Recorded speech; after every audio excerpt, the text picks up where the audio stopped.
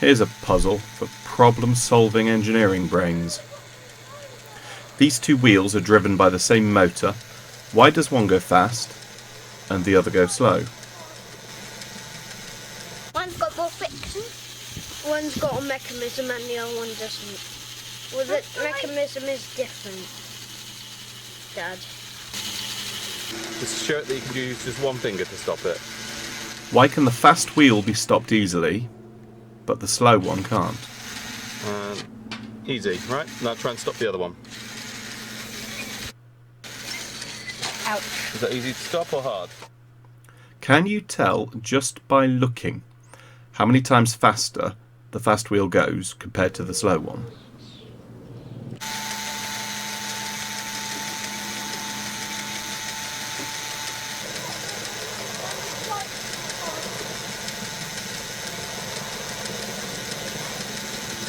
Here's our...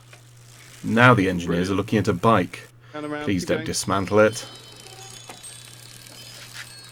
Which gear on the back cogset is for downhill and which is for uphill? And why is there a difference? How does torque come into all of this? Keep going. I want this to break it. Ow, it's taking my arm. So do you want to swap? No, it's my bike.